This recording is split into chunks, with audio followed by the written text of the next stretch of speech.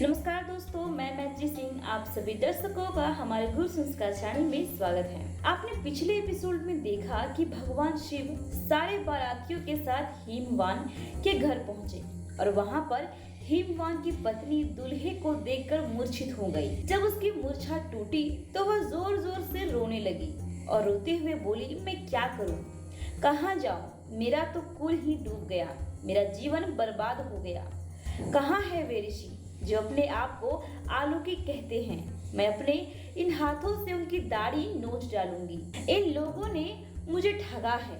फिर अपनी बेटी की ओर मुड़ते हुए वह रो पड़ी और बोली, ये है तेरी तपस्या का फल, निश्चय ही तेरी बुद्धि फिर गई है।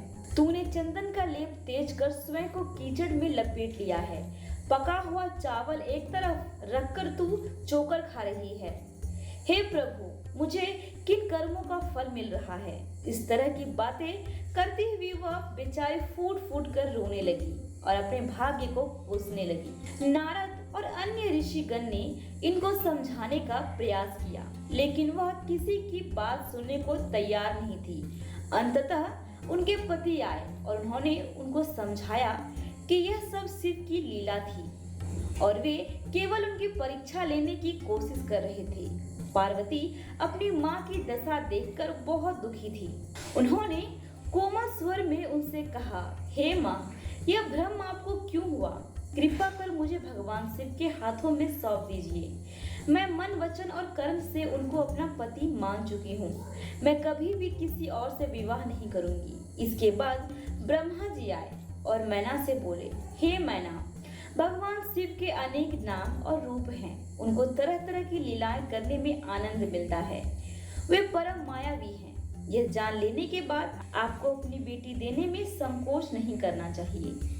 लेकिन मैं तब भी मना करती रही और तब स्वयं भगवान विष्णु उनके पास आए और बोले, आप पितरों की प्रिय बेटी हैं और मुझे लगता है कि इसके बाद भी आपको शिव की महिमा का कोई बोध नहीं है।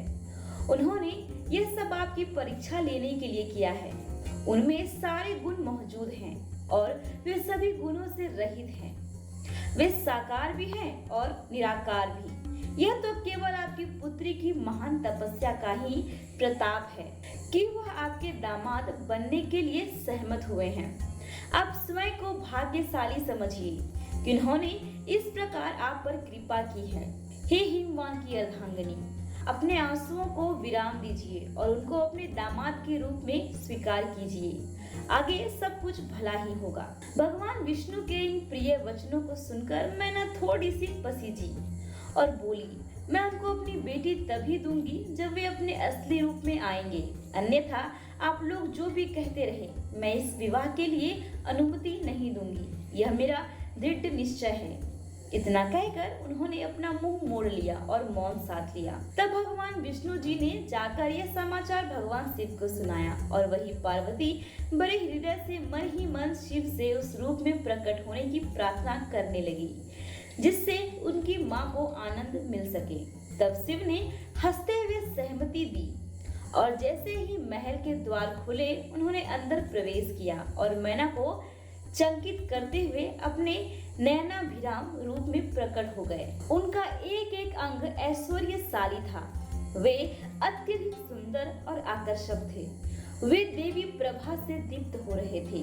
उनकी काली उज्जवल दृष्टि मैना की ओर घूमी और उनकी आत्मा की गहराई में धंसती चली गई। मैना को लगा कि वे नर सौंदर्य की साक्षात मूर्ति हैं। उनके काले रेशमी बाल, उनके विस्तृत कंधों, उनके सुडौल अंग रेशमी परिधानों से ढके हुए थे। उनका कंठ अनेक प्रकार के आभूषणों से सुसज्जित था और वह सुगंधित मालती की माला पहने हुए थे। वस्तुतः वे साक्षात सुंदर मूर्ति थे। संसार के सुंदरतम पुरुष मैना को सकपकाता हुआ देखकर उनके चेहरे पर हल्की सी मुस्कुराहट थी।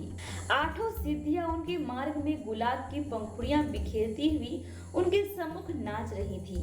गंगा और यमुना सुरागमय की पूंछ से बना हुआ चवर डुलाते हुए उनके दोनों ओर चल रही थी। भगवान विष्णु, ब्रह्मा और अन्य देवता उनके पीछे पीछे चल रहे थे।